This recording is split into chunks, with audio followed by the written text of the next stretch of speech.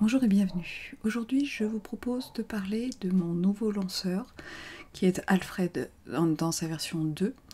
Alfred existe déjà depuis quelques années. Il n'avait pas réussi à me convaincre dans sa version 1, mais sa version 2 apporte un tel regain de fonctionnalité que effectivement j'ai fini par laisser tomber Launchbar que j'utilise depuis près de 10 ans pour Alfred 2.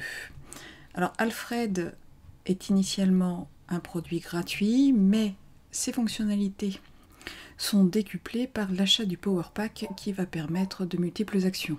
Je vais vous montrer rapidement les différentes fonctionnalités. Il est très difficile de faire le tour d'Alfred, tant les possibilités sont immenses. Néanmoins, je vais vous montrer pourquoi le Power Pack est absolument indispensable. Pour ma part, j'ai acheté la licence familiale afin de pouvoir en faire profiter toute la famille. Donc, Alfred, je l'ai déjà installé, il est d'ailleurs signalé ici par le petit chapeau. On le fait apparaître directement par un raccourci clavier de son choix, en l'occurrence moi j'ai mis commande espace. Et Alfred, c'est ça, c'est une simple barre ici, translucide, dans laquelle on va taper ce que l'on souhaite lancer. Donc bien sûr, c'est un lanceur à la base, mais vous allez voir que c'est bien plus que cela. Donc je vais faire apparaître le panneau de préférence. Vous déterminez ici que vous allez le lancer au démarrage. Vous choisissez votre raccourci clavier. Vous pouvez ici lui donner une langue, ce qui permettra, lorsqu'il fera des recherches sur Internet, de chercher essentiellement les résultats dans votre langue.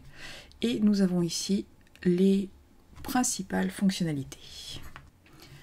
La principale nouveauté et ce qui fait toute la richesse d'Alfred est l'existence de workflows. Les workflows sont des systèmes de programmation simplifiés qui vont permettre de créer des actions complexes et de les lancer avec un seul et unique raccourci clavier ou avec un texte. Contrairement à Launchbar, Alfred propose des raccourcis paramétrables à l'envie. Par exemple, si on va ici dans le système de recherche de fichiers, vous voyez qu'il est possible d'écrire open, find, in et ainsi de suite. On n'est pas obligé de faire des raccourcis clavier. Donc en gros, on n'a qu'un seul et unique raccourci clavier à se rappeler, qui est celui de lancement d'Alfred, et ensuite il suffira de taper des mots-clés. Donc par défaut et sans le Power Pack, Alfred c'est essentiellement un lanceur d'applications. Il est capable de chercher dans les préférences système, dans les contacts et éventuellement dans vos fichiers de bookmark, de signets de Safari. Vous pouvez également demander à choisir et à chercher les dossiers, les fichiers texte, les documents, les archives, les images et les Apple Scripts, mais vous n'êtes pas du tout obligé d'utiliser ceci puisqu'il existe un autre système qui est directement par le biais de la recherche de dossiers et donc ceci est optionnel. Par défaut, Alfred va apprendre progressivement ce que vous avez l'habitude de lancer le plus souvent. Par exemple, si je tape S pour Safari, au début il va me proposer ScreenFlow. Mais si je sélectionne Safari une première fois et que je le lance, et que je rappelle Alfred, la prochaine fois que je vais taper S, il va me proposer Safari. Donc la fenêtre, elle se présente comme ça, c'est-à-dire que vous avez ici tout ce qui pourrait correspondre à votre demande. Bien sûr, vous pouvez taper un peu plus de lettres, vous n'êtes pas obligé de vous limiter à une seule, et ça va vous permettre de filtrer. Vous voyez que si je reviens un petit peu en arrière, il me propose également des fiches de contact qui correspondent, et le panneau de préférence système. Ici, vous avez des signets qui pourraient correspondre à ce raccourci. Vous avez le choix d'utiliser la souris, d'utiliser les flèches du clavier, et vous pouvez également simplement utiliser les raccourcis.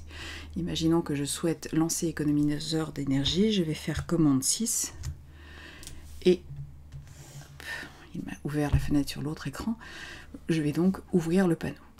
Donc ça, c'est pour le système de base. Par défaut, il cherche dans tous les dossiers applications, les dossiers de développeurs, les panneaux de préférence système, les panneaux de système à proprement parler, et ainsi de suite. Vous pouvez, si vous le souhaitez, ajouter d'autres dossiers. Néanmoins, de toute façon, il va chercher également dans votre dossier de petites maisons. Si vous avez des fichiers avec des extensions particulières que vous souhaitez voir apparaître dans la recherche par défaut d'Alfred, vous allez cliquer sur Ajouter et vous allez ici pouvoir glisser un type de fichier que vous souhaitez retrouver, par exemple le fichier audio ou ce genre de choses. Vous les déplacez ici et normalement il va les retrouver, il va les chercher. Néanmoins, utilisez plutôt le système de navigation des fichiers pour éviter de vous retrouver noyé, parce que si vous mettez folder et que vous tapez par exemple DO, vous allez vous retrouver noyé avec un certain nombre de dossiers qui vont rendre la navigation dans Alfred beaucoup plus difficile. Et vous voyez qu'ici, il y en a un grand nombre, donc tout ça devient très compliqué. Si je décoche les fichiers et que je retape DO, je vais me retrouver avec simplement un choix limité, à savoir signet, préférence système, contact et éventuellement application. Alfred va donc progressivement s'adapter à vos préférences et vous proposer les applications ou les dossiers ou les éléments de recherche qui lui semblent être parmi vos préférés. Pour ce qui est de la recherche de fichiers, on a donc un système particulier, à savoir, soit on tape un espace, et par défaut, il vous propose directement une action qui est ouvrir un fichier. Et là, vous allez taper par exemple document, et vous allez chercher le document que vous souhaitez. À l'inverse, vous pouvez également utiliser l'astérix, qui est en 4, mais un simple appui sur le barre espace sera suffisant. Donc à partir de là, si vous souhaitez, il suffit d'aller localiser le fichier, par exemple dans Dropbox. Et je vais ici trouver soit l'application, soit le dossier. J'appuie sur Entrée et je vais ouvrir mon dossier Dropbox. Pour ce qui est de la recherche de fichiers, vous avez d'autres possibilités, comme Open. J'ai un fichier dans ma Dropbox qui s'appelle Bento. Je vais donc sélectionner Ouvrir le fichier, je vais taper Bento, et il me trouve le fichier en question. Si j'appuie sur Entrée, je vais l'ouvrir. Si j'appuie sur Commande, je vais modifier et simplement demander à révéler le fichier dans le Finder. Si j'appuie sur Alt, vous voyez que j'ai un autre choix qui est de trouver des fichiers similaires à Bento grâce à Spotlight. Donc en fait, on peut ouvrir, certes, on peut révéler et on peut essayer de faire une recherche plus poussée. Vous pouvez taper Find. Alors vous allez me dire, oui d'accord, c'est en anglais. Oui, mais bien sûr, si vous tapez ici, vous corrigez et vous souhaitez avoir ouvrir à la place, bien sûr, ça va être pris en compte, et si vous tapez ouvrir, vous aurez bien le open file. Moi, je vais le laisser en anglais, toujours est-il que vous pouvez parfaitement le passer en français. Pour ce qui est de la recherche de fichiers, ça va s'arrêter là, puisque la navigation au sein de l'arborescence nécessite le PowerPack. Le buffer, qui est un système de cache provisoire, c'est-à-dire qu'on met des fichiers, on les sélectionne, on les garde dans une sélection, et ensuite on applique des actions. Ceci est également conditionné par le PowerPack ainsi que les actions.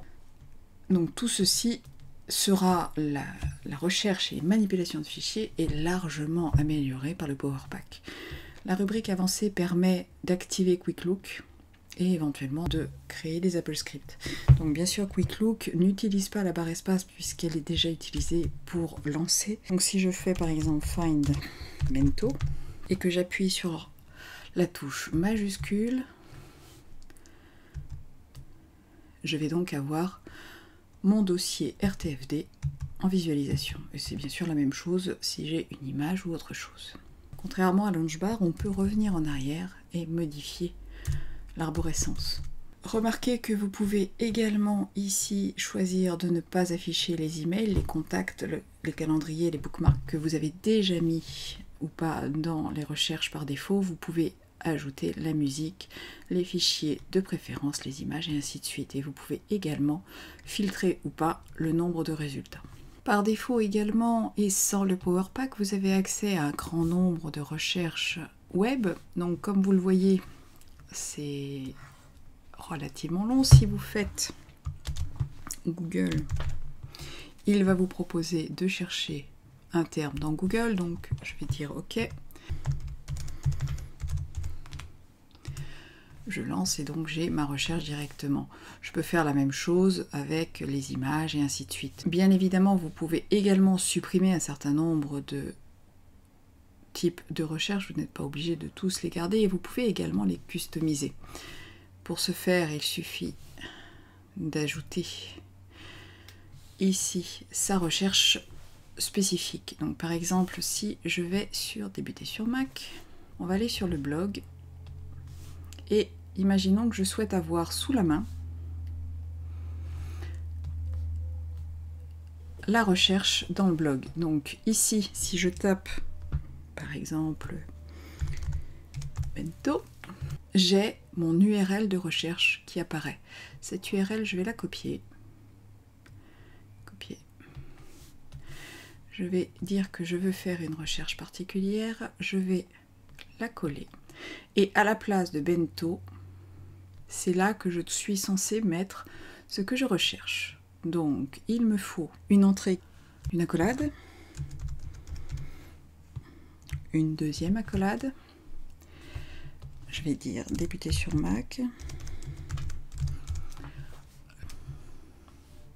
Je peux éventuellement mettre une icône si je le souhaite. Je vais tester. Tester avec le mot de là ici. Je vais sauvegarder. Donc, j'ai fait ma recherche particulière. J'appelle Alfred, je tape DSM. Il va me proposer de faire la recherche dans DSM. Je dis OK. Je vais mettre Plain Cloud. Je tape. Et j'ai directement ma recherche personnalisée qui apparaît. Donc encore une fois, faites une recherche sur un site qui vous intéresse, copiez l'URL avec le résultat, supprimez le mot-clé, rajoutez juste avec le mot-clé de recherche et vous avez ici une magnifique recherche personnalisée. Donc tout ça c'est disponible sans le Power Pack. La calculatrice, on va passer très vite, tapez des chiffres, il vous propose de faire un calcul. Vous faites plus 56 3, vous pouvez rajouter, si vous le souhaitez, des parenthèses. Vous avez le total ici qui apparaît. Si vous appuyez sur Entrée et que vous appelez Texte Edit, je colle et j'ai donc mon résultat qui est copié directement dans le presse-papier. Vous pouvez également appeler la calculatrice en tapant égal et à ce moment-là, vous tapez votre requête. Le dictionnaire permet d'accéder au dictionnaire par défaut, mais vous pouvez très bien filtrer vos demandes. Si je tape define pour définir un mot,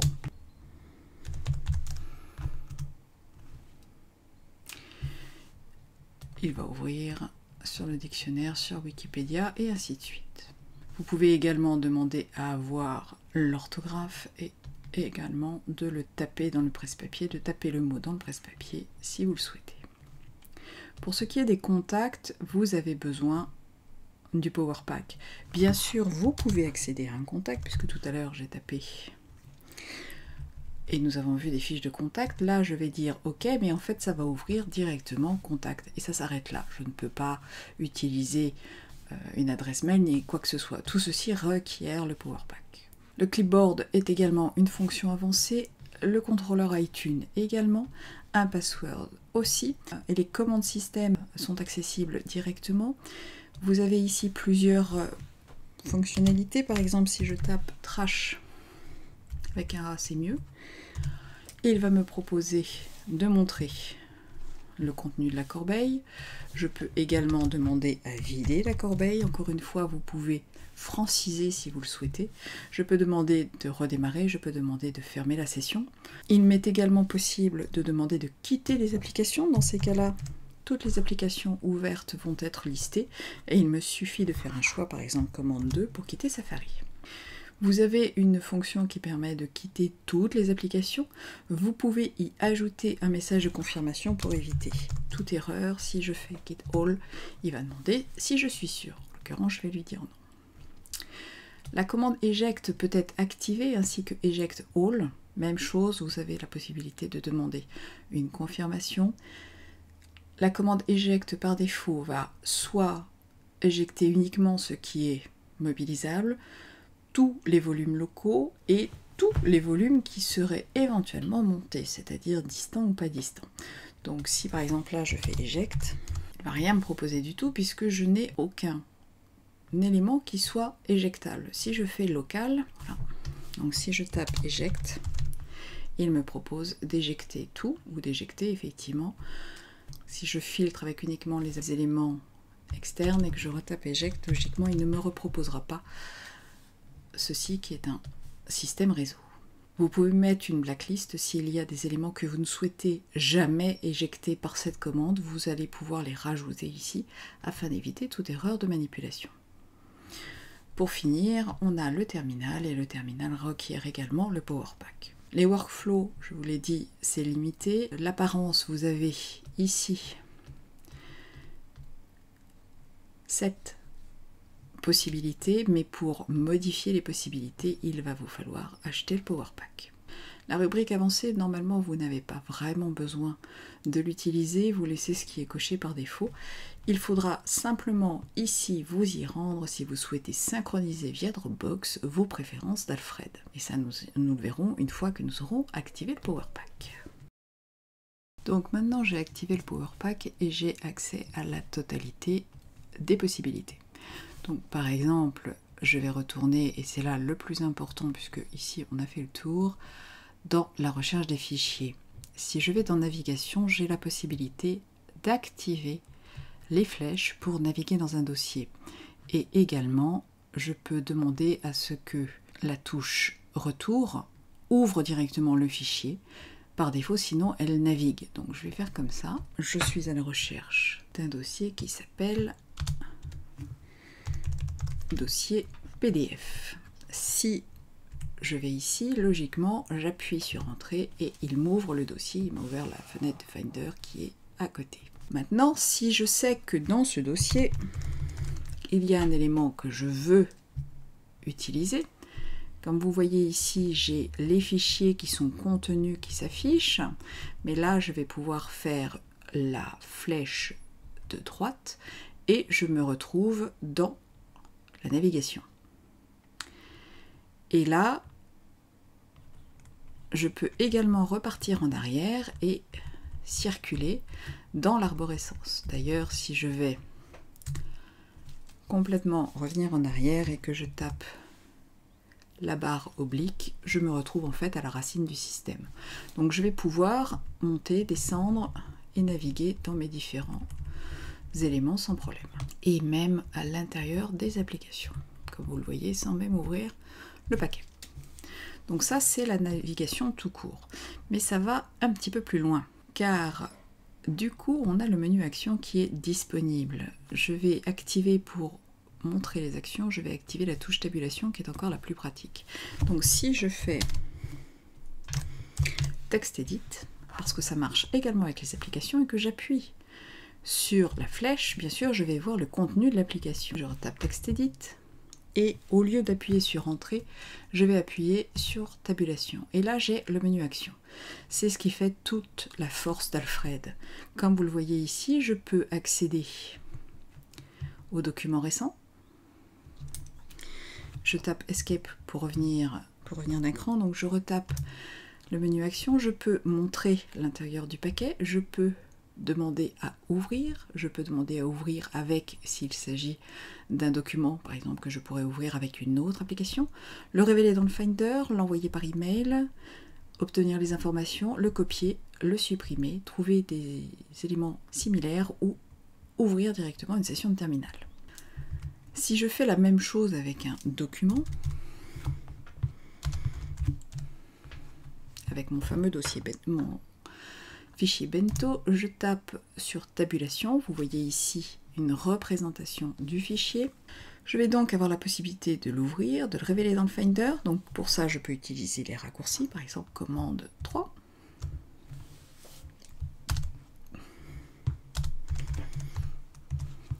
Mais je peux aussi, par exemple, choisir de l'ouvrir avec autre chose. Et là, il me liste tout ce qui est possible. Je tape les premières lettres. Par exemple, là, je vais taper Pages. Et je valide.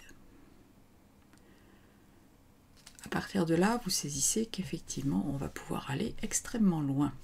Vous pouvez, de toute façon, si vous ne trouvez pas l'action que vous souhaitez, par exemple, commencer à taper des lettres pour pouvoir filtrer. Si je fais Email tout, il me demande un utilisateur. Il faut que ce soit quelqu'un qui ait une adresse mail et dans ces cas-là, il me prépare un fichier adressé au contact avec mon élément. Vous voyez ici que s'il y a des actions que vous n'utilisez pas, dans ces cas-là, par exemple, le terminal, je ne l'utiliserai pas, je peux le décocher afin de limiter les propositions. Alors vous allez me dire, c'est bien gentil, mais si jamais j'ai une image ou un élément qui est sous ma souris, qui est sélectionné et que je souhaite y appliquer une action, je ne vais pas m'amuser à essayer déjà de le trouver. Donc là, on va faire par exemple capture d'écran. Je sélectionne cette capture d'écran. Comment je fais pour la mettre dans Alfred pour pouvoir utiliser les actions? Il y a ce raccourci. Alors sur le clavier français, c'est pas terrible, donc on va corriger ici. Je vais mettre Alt commande et les 2 points. Donc je sélectionne, je fais Alt commande les 2 points et il m'ouvre directement le menu action. Et si je souhaite par exemple obtenir les infos, je n'ai plus qu'à taper la sélection directement.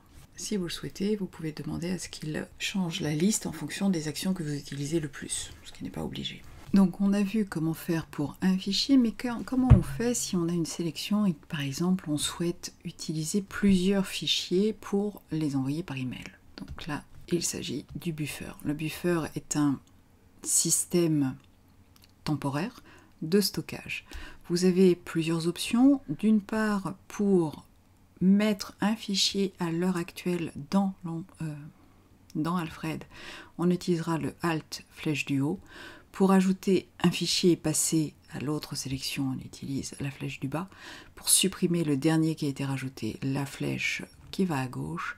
Et pour envoyer toutes les sélections vers le menu d'action, on utilisera le Alt plus la flèche de droite. Il est possible de dire de systématiquement supprimer les éléments mis dans le buffer dès qu'on les a utilisés, donc ce qui est quand même la solution la mieux, et éventuellement de supprimer tout élément stocké s'il n'a pas été utilisé dans les 5 minutes qui vont suivre. Je vais donc chercher Bento et je vais décider de l'ajouter au buffer. Donc j'appuie sur Alt et la touche du haut et vous voyez ici apparaître une petite excroissance.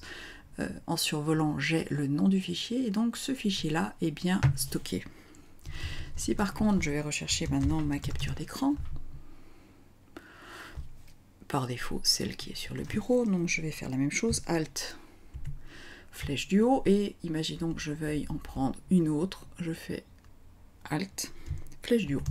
J'ai donc 3 éléments. Mes 3 éléments maintenant, je vais les envoyer vers le menu action. Je ne vais pas utiliser tabulation, sinon j'utiliserai uniquement le dernier en date. Donc on va revenir, ils sont toujours là puisque je ne les ai pas utilisés et je vais utiliser Alt flèche de droite et ces 3 fichiers là qui sont donc sélectionnés, je peux les visualiser en les survolant. Je vais donc pouvoir par exemple les envoyer par email.